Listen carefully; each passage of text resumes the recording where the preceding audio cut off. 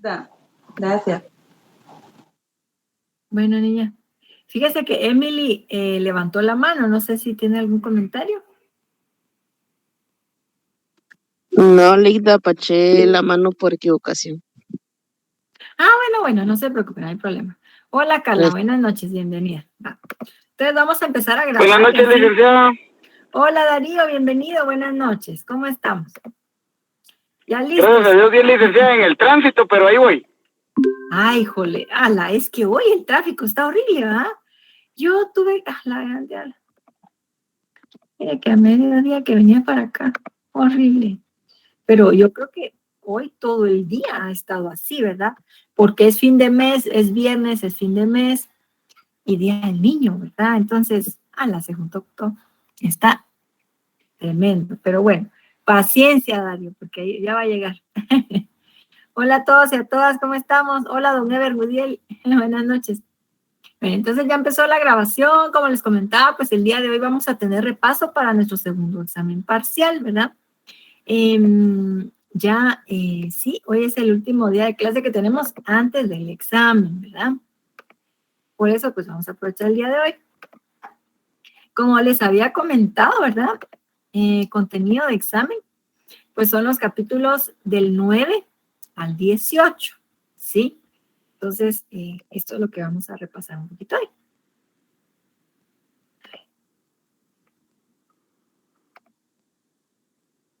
Me dicen si se escucha bien, si se ve la presentación. Todo bien, licenciado. Todo bien, bueno. Ok, entonces, bueno. Aquí, nuestros capítulos 9 y 10, pues, tienen que ver con la etapa de la colonia, ¿verdad? Entonces, hablábamos de la política agraria, ¿verdad? ¿Se acuerdan ustedes cuáles eran los principios de la política agraria?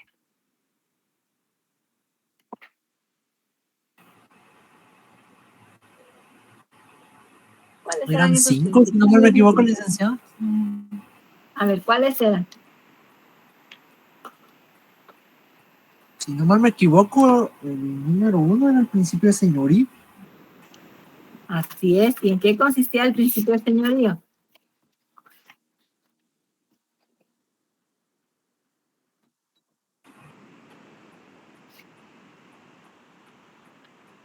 Hola, no sé si se fue. Esa se refería a que todas las tierras le pertenecían al rey. Muy bien. Entonces solo el rey podía ceder, vender, comprar, regalar. Ajá. No, ceder, vender o regalar. Bueno, el siguiente principio, ¿cuál era? A ver, yo aquí los voy apuntando para que no se me pase. De tierra como aliciente. No es el principio. Ya no le escuché, niña. ¿Usted empezó a decir algo? No, ese es el tercero, perdón. El que iba a decir. Muy bien. El segundo principio es de la tierra como aliciente, licenciada. Muy bien. ¿Y en qué consistía? A ver. Consistía en como otorgarles una tierra a los conquistadores por parte del rey como motivante por lo que estaban haciendo. Así es, muy bien. Se les ofrecía, ¿verdad? Como reconocimiento, un premio, ¿verdad? Entonces, las tierras, como fuente de riqueza, ¿verdad? También para ellos, de que de ahí iban a mejorar sus condiciones, ¿verdad? Cuando conquistaran y en fin, ¿verdad? Entonces, ¿cuál era el tercer principio? El principio de composición de tierras desde sus inicios.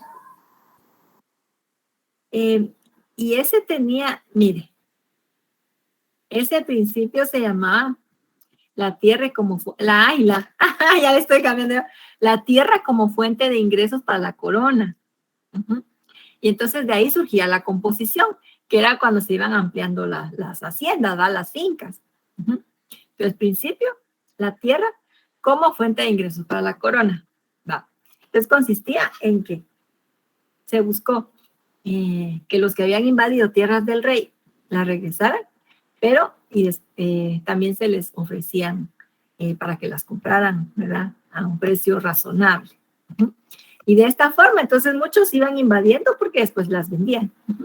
El rey, la corona se las vendía. Bueno, ¿Cuál era el siguiente principio? A ver. Preservación de tierras comunales de indígenas. Ah, muy bien, Álvaro. ¿Y este en qué consistía? A ver. Los reyes se preocuparon por proteger estas tierras y se las otorgaron para que pues fueran trabajadas por ellos y también para que pudieran tributar. Ah, muy bien. Ahí estamos. Bueno, el quinto principio, ¿cuál era?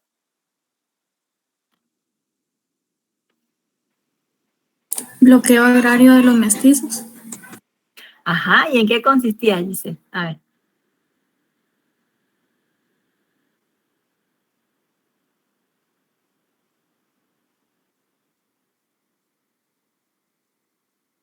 ¿En qué consistía el bloqueo agrario de los mestizos? A ver si alguien se acuerda.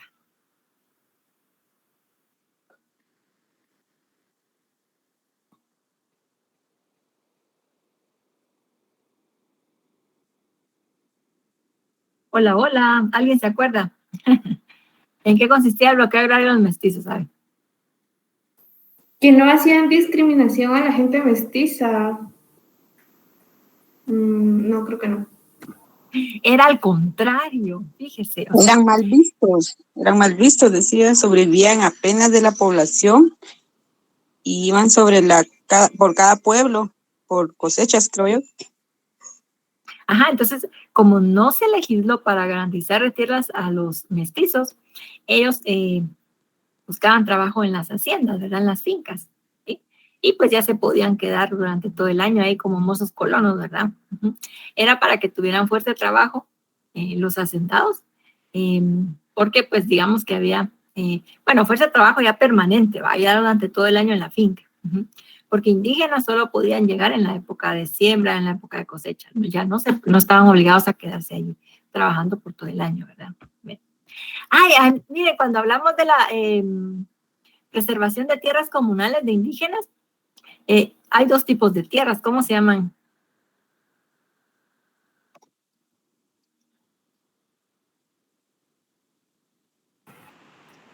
Eran los ejidos y las tierras comunales.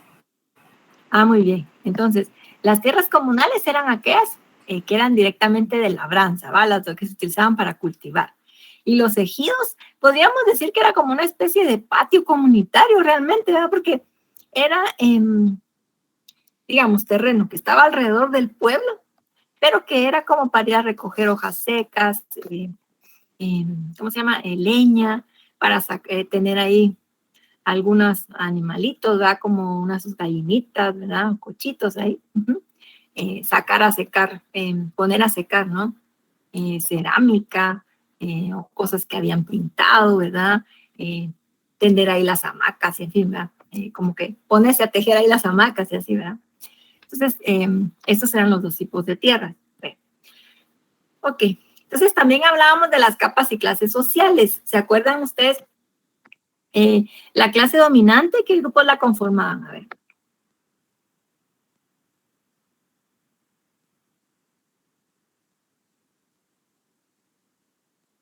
Indígenas y españoles. Los criollos, licenciados. La clase alta, ¿verdad? Ajá, entonces, la clase alta estaba conformada por criollos y también por peninsulares. Ajá. Los criollos, pues, eran ya los herederos de los españoles, ¿sí? Que habían ya nacido aquí, los hijos de los españoles. Mientras que los peninsulares eran funcionarios mandados por el rey, que también se les llamaba burócratas, ¿verdad? Y los indígenas ahí eran la clase baja, ¿vale? La clase explotada. Dentro de las capas medias, acordémonos que, ¿quiénes conformaban las capas medias?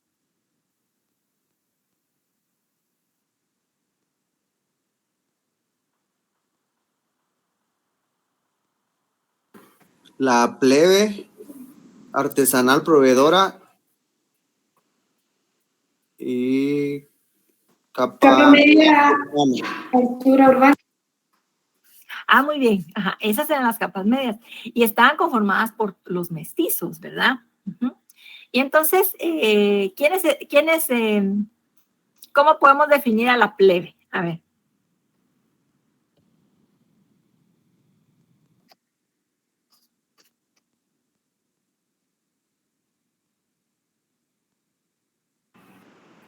como personas pobres o población menesterosa, que eran los que, bueno, que no tenían dinero. Sí, pues la población pobre de la ciudad, ajá, esa era la plebe, que eran marginados, que vivían en las afueras, ¿verdad? Que no tenían un trabajo fijo, en fin, no tenían un ingreso asegurado, ¿verdad? La artesanal proveedora, ¿quiénes la componían?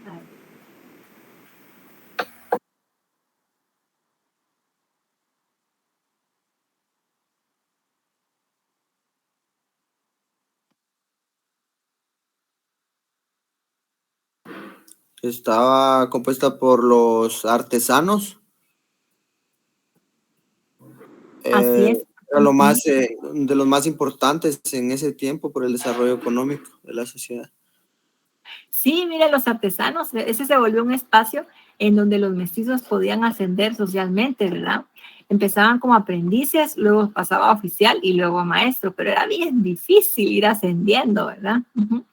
Pero era un sistema, ¿verdad?, que funcionaba para ir aprendiendo un oficio, ¿verdad?, y desarrollarse en este. Entonces había algunos que prestaban servicios, ¿verdad?, y otros que generaban algunos productos, ¿verdad? O sea, estaban los carniceros, los zapateros, los que hacían las carrozas, los que hacían peleteros, ¿verdad?, que hacían las cosas de cuero, desde cinchos, las sillas de montar, ¿verdad? Y todo, bueno, cereros también, ¿verdad? Los que hacían, los de las cererías, ¿no? Los que hacían las candelas y todo esto, ¿sí? Pues había un montón de ocupaciones que eran bien importantes, ¿verdad? Mucho gusto, don Jorge. Bienvenido. ¿Qué dice don Darío? Licenciada, y en ese rubro que estamos hablando, también entraban los escultores, por ejemplo, los que hacían imágenes para la iglesia y todo eso. Sí, sí, también escultores, pintores. Sí. O sea que antes todos ellos sí tenían como que la importancia o tenían un buen lugar en la sociedad. Sí, digamos que se iba forjando, ¿verdad? Ese espacio, porque les costaba, o sea, realmente podían pasar muchos años como aprendiz, como oficial, o sea, pero sí podían llegar a tener, digamos, una buena posición, ¿verdad? Y eran bien reconocidos también, me imagino. Sí, eso les confería el respeto, ¿verdad? Porque al ser mestizos, ¿verdad? Y que eran rechazados, pero al estar en la ciudad e ir a aprender esos oficios, se sabía, ¿verdad? Que se había labrado, digamos, un futuro, ¿verdad? Al aprender, digamos, y manejar de manera, digamos, magistral, ¿verdad? De manera así bien importante, ya, un manejo más elevado del oficio, ¿verdad? Entonces, eso le confería también un estatus social importante y respeto, ¿verdad? Bueno, ¿y quiénes conformaban la media alta urbana? Religiosos, universitarios de baja. ¿Verdad? Porque fíjense que la iglesia sí aceptaba mestizos, ¿verdad? Para que fueran curas o monjas. Entonces, a través de ahí, sí, digamos que fueron espacios que permitieron ascenso a estos grupos. Aceptaban mestizos y también aceptaban indígenas. Otro espacio era el de las milicias, porque fíjense que las milicias también hubo una política en la que se reclutó a mucha gente mestiza y sobre todo de ascendencia africana, ¿verdad? O sea, mulatos y así, para que combatieran en las milicias, ¿verdad? En esos batallones que eran improvisados. Entonces, pues ahí también ellos iban ganando prestigio y reconocimiento. Bueno, ok. Bueno, entonces sigamos acá. Híjole,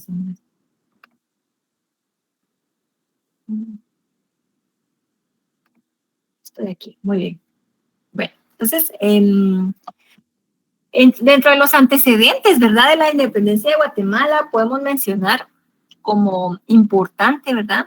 La promulgación de la Constitución de Bayona, ¿verdad? ¿Se acuerdan ustedes que, bueno, surge de la invasión de Napoleón sobre España, ¿verdad? Y que él busca darle a España que España lo reconozca, ¿verdad? Sí. Y también darse, digamos, su paquete, que es un gobernante ilustrado, ¿verdad? Entonces, promulga esa Constitución de Bayona, que no llega a estar vigente, pero que va a ser un antecedente importante, ¿verdad? Porque posteriormente los españoles, dentro de esa guerra de independencia que van a tener para expulsar a los franceses de su territorio, van a reunirse para promulgar la Constitución de Cádiz, ¿verdad? Que esta sí entró en vigencia y fue bien importante también para nosotros, ¿verdad? O sea, estuvo vigente de 1812 al 14 y hasta que liberaron, digamos, al rey Fernando VII. Pero cuando lo liberaron, él dijo, pues muchas gracias, pero esto lo vamos a derogar porque vamos a seguir como antes, ¿verdad? Uh-huh.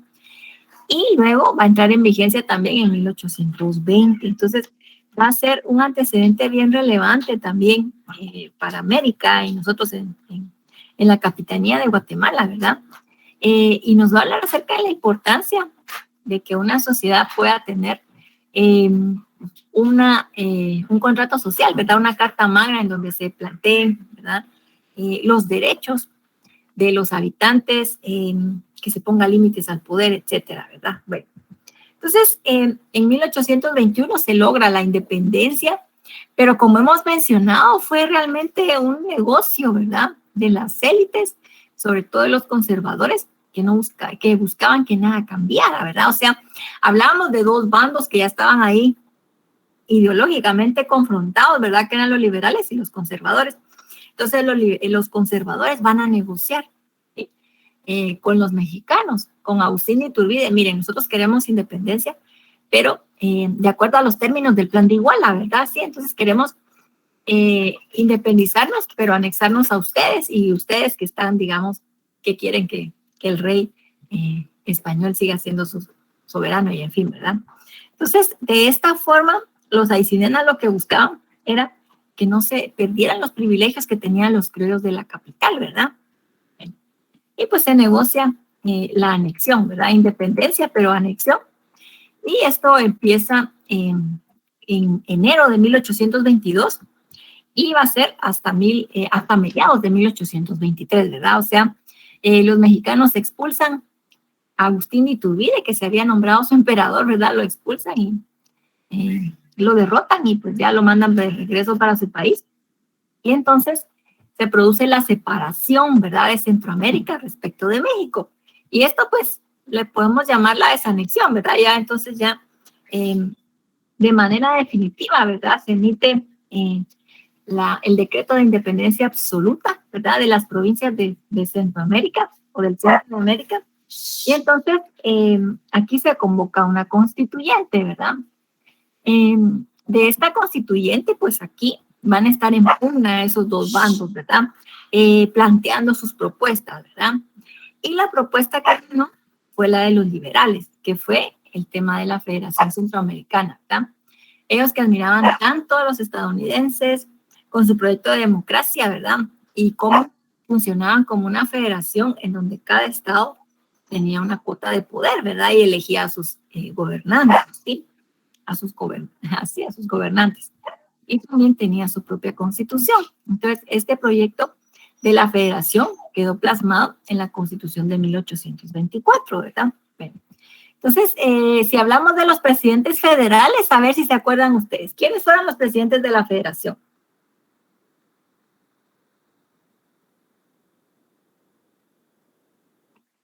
Acordémonos que la federación, el gobierno funcionaba en dos niveles, ¿verdad? O sea, por un lado está, o por encima de las provincias, estaba la presidencia de la federación. Y después, cada una de las naciones tenía su propio jefe político o presidente, ¿verdad? Entonces, ¿quiénes fungieron como presidentes de la federación, ¿verdad? Que estaba así por encima de las provincias, a ver si se acuerdan. Francisco Morazán. Manuel José Arce. Francisco Barrundia. Juan Barrundia. Así es, entonces, primero estuvo Manuel José Arce, ¿verdad? Salvadoreño. Lo derrotan, que él se puso a pelear con todos, o sea, él inicia gobernando, digamos, con el apoyo de los conservadores, como que buscó un gobierno de coalición, ¿verdad? Pero había negociado con los Aycinena. Entonces, se empieza a distanciar de los liberales, que era su partido, ¿verdad? Entonces lo derrotan, sale, se va de Guatemala, se va para México, asume el poder entonces Francisco Barrundia, provisionalmente, va de manera interina, y luego, cuando se convoca a elecciones, gobierna Francisco Morazán, ¿verdad? ¿Qué podemos decir de don Francisco Morazán?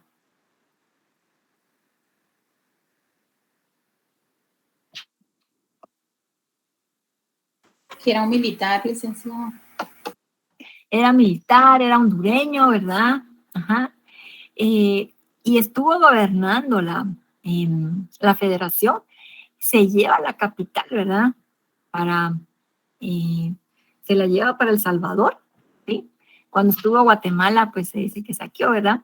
Pero también fue a ser Francisco Morazán, quien impulsa importantes reformas, ¿verdad? O sea, se enfoca en el tema del Estado laico, expulsa al arzobispo y a algunas órdenes religiosas. Ahí ¿verdad? Se empieza a implementar ya esas ideas liberales, ¿verdad? También empieza a impulsar el sistema lancasteriano en Centroamérica y en fin, ¿verdad? Bueno, ok, bueno. Luego también hablamos de Mariano Gálvez, o sea, Mariano Gálvez va a ser el presidente de Guatemala, ¿verdad? De la provincia de Guatemala. Mientras Morazán es presidente de la federación, Mariano Gálvez es presidente de la provincia de Guatemala, ¿verdad? Entonces, Mariano Gálvez va a ser quien gobierna y que lleva a la práctica, ¿verdad? Las ideas liberales en Guatemala, por primera vez, ¿sí? Entonces, ¿qué podríamos mencionar acerca del gobierno de Mariano Gálvez?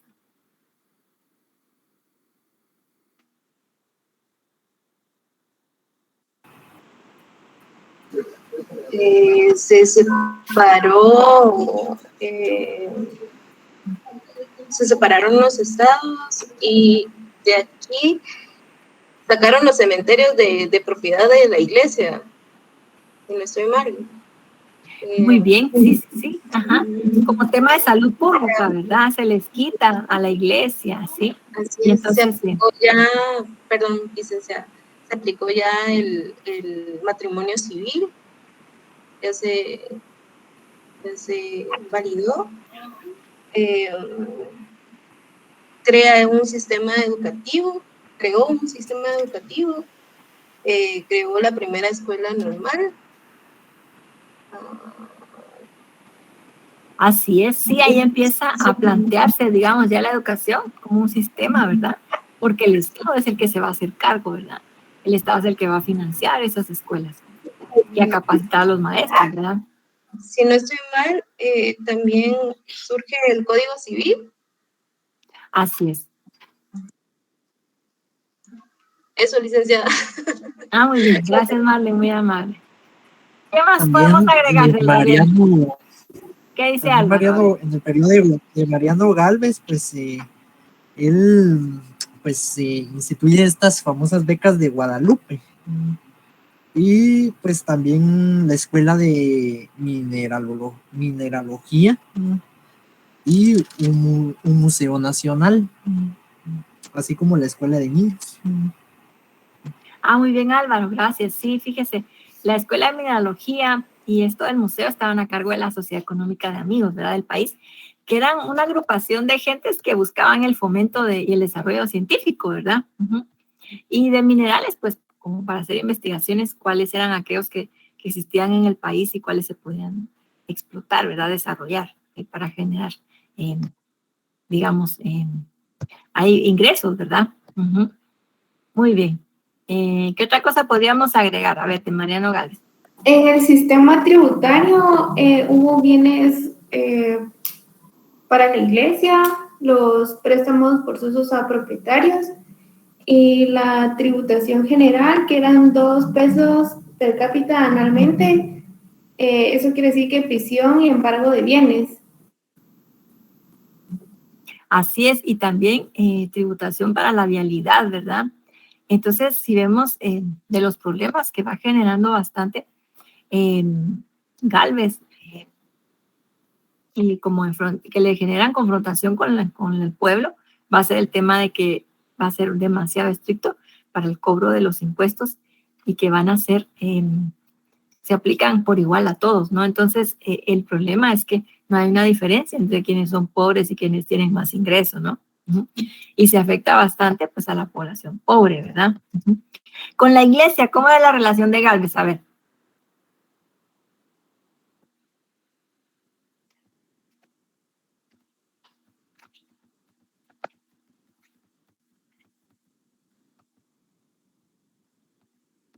Que hubo libertad de culto, censura de correspondencia, eliminó asuetos religiosos, confiscó bienes de la iglesia. Eso. Muy bien, Marcela. Entonces, si vemos ahí, también, ¿verdad? Tenía confrontación con la iglesia. Ajá. Además de que se autoriza el matrimonio civil, ¿verdad? ¿Y cuáles son los sucesos o qué factores van a influir para que sea derrocado Galvez?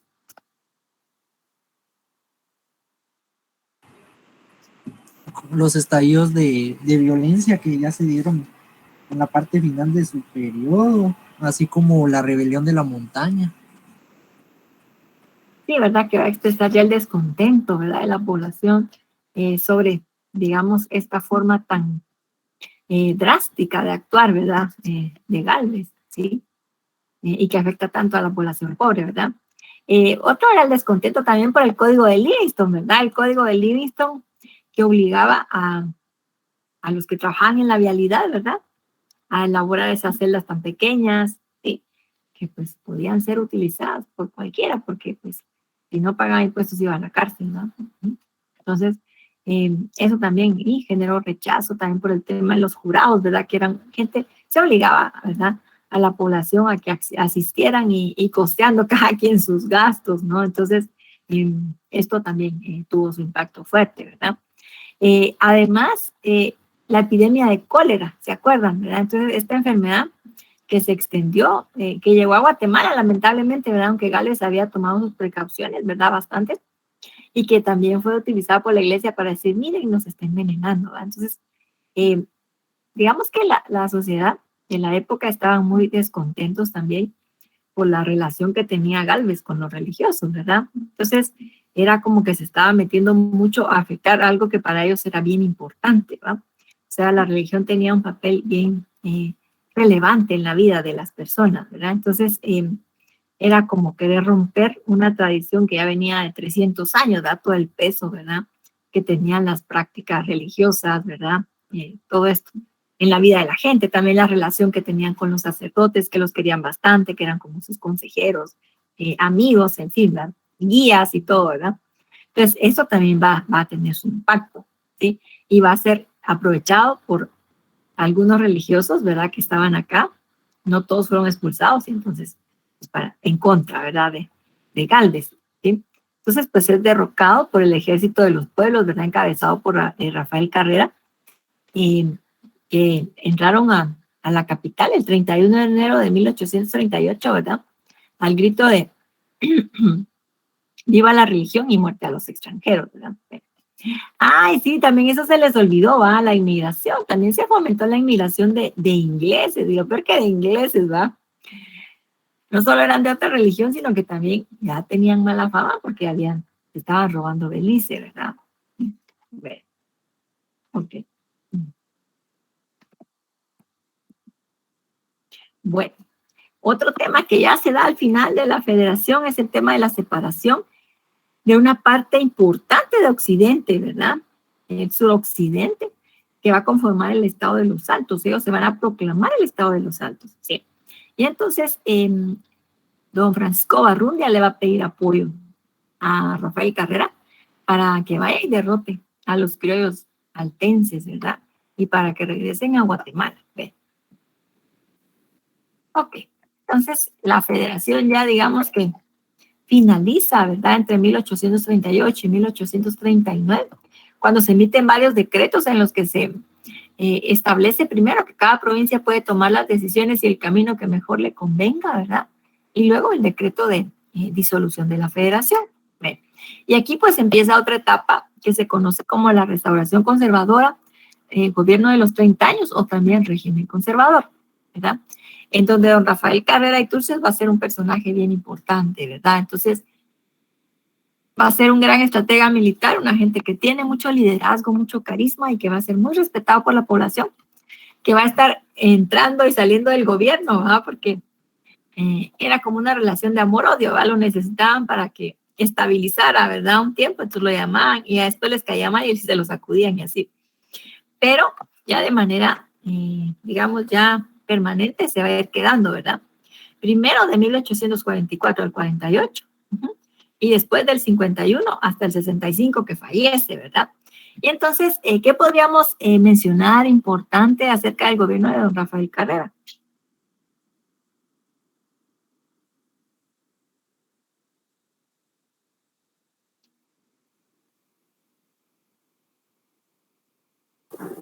Que favoreció a la iglesia porque lo sostenía, estuvo en contra de la Federación de Centroamérica, hubo mano dura a rivales, quiere decir que había libre expresión, controló levantamientos populares, hubo conflictos externos, guerras de agresión,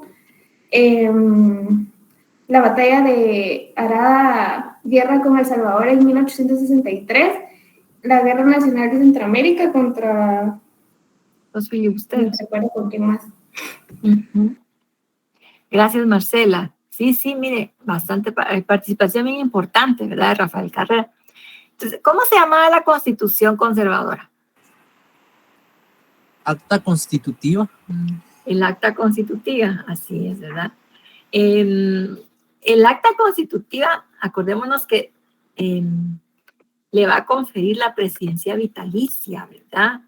Entonces, él va a poder gobernar hasta el día de su muerte y va a poder decidir quién va a ser su sucesor, así como que le va a conferir un montón de poderes extraordinarios, ¿verdad? O sea, poder nombrar a los jueces, destituirlos cuando él quiera, también la cuestión de darle al Congreso la agenda, ¿verdad? De discusión y en fin, ¿verdad? Va a tener poderes bien importantes, ¿verdad? Que ahí sí que no va a haber libertad de división de poderes en esa época. En esa época también se suscribe el Tratado de Límites con Belice, ¿verdad? Que suscribe con Inglaterra, ¿verdad? Que es sobre Belice, ¿verdad? El Huayca Aycinena, en donde se supone que, digamos, el señor Aycinena entendió que Inglaterra se había comprometido a construir una carretera, ¿verdad? O sea, Guatemala le entrega el territorio de Belice a Inglaterra a cambio de que construyera, según él, una carretera, ¿verdad? Que conectara el Atlántico con la capital de Guatemala. Pero como vimos ahí en el artículo 7º del tratado, realmente esto está bien ambiguo y no se entiende que sea obligatorio, ¿verdad? Ni tampoco se menciona que es solo la carretera, sino que se va a buscar como que la opción, la mejor opción, ¿no? Okay. Bueno, entonces, a su muerte, ¿verdad? El Congreso va a nombrar a don Vicente Serra, quien no va a poder mantener el control realmente, ¿verdad? O sea, no va a tener ese carácter, toda esa presencia y ese carisma que tenía Carrera, ¿verdad? Y además, pues va a ser boicoteado por los liberales, ¿verdad? Que ya buscaban un cambio de modelo económico, sí, ya eran. Entonces, ahí se dan los levantamientos de Serapio Cruz y los liberales pues ya empiezan a complotar, ¿verdad? Contra Serna y a planear ahí un cambio, pues los liberales ya quieren tomar el poder para implementar ellos desde allí los cambios que se necesita para implantar el café, ¿verdad? Entonces, en 1871 es derrocado Vicente Serna, ¿verdad? Lo obligan a renunciar. Y entonces empieza la etapa de la reforma liberal, ¿verdad? Que como mencionábamos, pues abarca de 1871 a 1944, ¿verdad? Y vemos, o la dividimos, ¿verdad? Como que en dos etapas.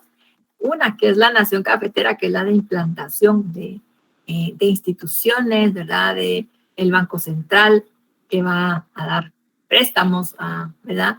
A estos nuevos hacendados. Una reforma, incluye también una reforma agraria en donde se van a expropiar tierras de la iglesia y tierras comunales de indígenas para ser subastadas, ¿verdad? A mestizos que quieren impulsar, liberales que quieren impulsar el tema del café, que son aliados, gente que apoyó a Barrios, ¿verdad? Y entre estos, fíjense que también Barrios que venía de San Marcos, ¿verdad? Del área de los Altos, pues puede considerarse, ¿verdad? El triunfo de estos criollos de los Altos, ¿no? Este proyecto del café. Bueno, entonces, y luego, bueno, esta primera etapa de la nación cafetera, pues hasta 1898, ¿verdad? En donde vamos a encontrar la primera dictadura liberal, que va a ser la de don Justo Rufino, ¿verdad? O sea, primero gobierna García Granados, quien era presidente interino, digamos, ¿sí? Y luego se convoca elecciones y triunfa don Justo Rufino. Entonces, aquí va a ser la primera dictadura liberal, ¿verdad? Que como dijimos, realmente los dictadores, los liberales en Guatemala y en América Latina de esa época, pues impulsaron grandes dictaduras, ¿sí? Contradecían, ¿verdad? Toda esa teoría y práctica de los liberales clásicos, digamos, los que impulsaron la Revolución Francesa, la guerra de independencia estadounidense, ¿no? De construir una democracia, ¿sí? Entonces, estas dictaduras, pues aquí la figura de Barrios, que es un personaje bastante fuerte, explosivo, ¿verdad? Con un carácter así, bien autoritario, va a imponer cambios que para los cafetaleros van a ser bien importantes, ¿verdad? Les van a conceder préstamos. Además, van a establecer un sistema en el que los gobernadores van a ser jefes militares también, van a tener batallones bajo su control, ¿verdad? Bajo su mando. Y de esta forma les van a garantizar a los finqueros que tengan los trabajadores que necesitan, ¿verdad? Ya sea como mozos colonos o trabajadores temporales, ¿verdad? Los jefes políticos, digamos, estos gobernadores se van a encargar de garantizarles, ¿verdad?, que van a tener a sus jornaleros, ¿verdad? Entonces se promulga la ley, el reglamento de jornaleros, la ley de vialidad, ¿verdad? El decreto que obliga a trabajar a los reos, etcétera, ¿verdad? Bueno, y la Constitución de 1879, miren, aquí llevamos varias constituciones, ¿verdad? O sea, la de Bayona, la de Cádiz, la federal, ¿verdad? Luego, el acta constitutiva, ¿verdad?, de los conservadores. Y aquí, con los liberales, la de 1879. Bueno, entonces, en la cual, pues, va a tener allí Barrios la llave, ¿verdad?, del candado para entrar y salir de la ley cuando él quiera. Para implantar el estado de excepción, ¿verdad?, cuando él quiera, o estado de sitio, ¿sí? Suspendiendo las garantías a como él quiera, a su conveniencia, así es en todo el país o en algún departamento o municipio, ¿verdad? Bueno, la otra etapa de la reforma liberal la ubicamos con el inicio del gobierno de Estrada Cabrera, ¿verdad? Esta etapa se conoce como la nación bananera, que es cuando, y se caracteriza por la injerencia de empresas norteamericanas que van a tener monopolio, ¿verdad? El control de actividades bien importantes en el país, como el transporte, ¿verdad?, de nuestros productos de exportación, el control de las líneas del ferrocarril, del principal puerto, que era Puerto Barrios, con sus muelles, ¿verdad?, de telégrafos, imagínense, correos, telégrafos, teléfonos, la electricidad. Todo esto lo van a controlar y van a poner los precios a su antojo. Esto va a tener un impacto grande, ¿verdad? Obviamente en los guatemaltecos, ¿verdad? Y pues aquí en esta etapa de la nación bananera encontramos la dictadura de don Manuel Estrada Cabrera y la dictadura de don Jorge Ubico, ¿verdad? Ok, entonces no sé si sobre esto tengamos algún comentario o alguna duda.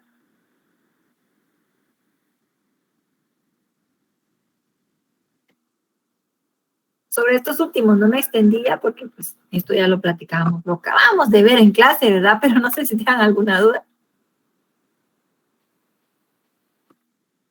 O ya se durmieron. No, licenciada, gracias. No, Liga, aquí estamos. Está bien, ¿no? Bueno, es que es bastante información, pero no sé si tengamos algún comentario o alguna pregunta todavía sobre esto, ustedes me dicen.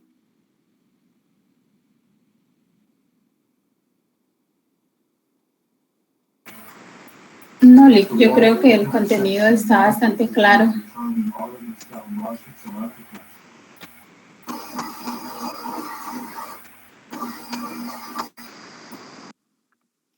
Bien, yo les voy a compartir esta grabación, ¿verdad? Ahí en Moodle. Ahí para que los compañeros que no pudieron asistir ahora puedan verla o escucharla. Solo les quiero compartir ahí en el chat los nombres de los capítulos, ¿verdad? Que vienen en el examen. También les voy a compartir esta presentación. No es porque yo la haya hecho, pero me gusta bastante cómo quedó. Siento que está clara con los temas, con el contenido del examen. Va, miren, entonces aquí están los nombres de los capítulos para que ustedes los tengan. Yo les tengo que compartir mañana la otra parte del libro, ¿verdad? Me falta capítulos 16, 17 y 18 se los tengo que subir ahí en Moodle, ¿verdad? Para que los tengan, porque esos ya no aparecen en el PDF, ¿verdad? Pues sí viene más cargadito, licenciada. Sí, Jacqueline, pero este material yo siento que ayuda bastante, ¿verdad? El repaso y la presentación. Sí, es cierto. Por ahí levantaron la mano alguien, ¿no? Para servirle a Evelyn.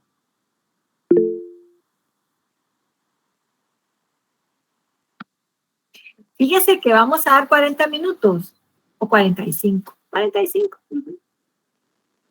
Ya una hora. Tampoco van a hacer 50 preguntas, ya ni que fuera. Scarlett levantó la mano. Sí, licenciada, es que yo escuché ahorita que buenas noches, yo escuché que usted dijo que iba a poner los nombres ahí en el chat, pero como a mí no me aparecen, no me aparece el chat, es del 9 al 18. Sí, del 9 al 18. Fíjese que son, a ver. El capítulo de, a ver, desde, pues ya de que ahorita repasamos política agraria, capas y clases sociales, universidad, implantación de intendencias, hacia la independencia, federalismo, gobierno de Mariano Gálvez, régimen conservador, reforma liberal y gobierno liberal. No. Sí. Bueno, gracias, licenciada. Feliz noche. Feliz noche, Scarlett.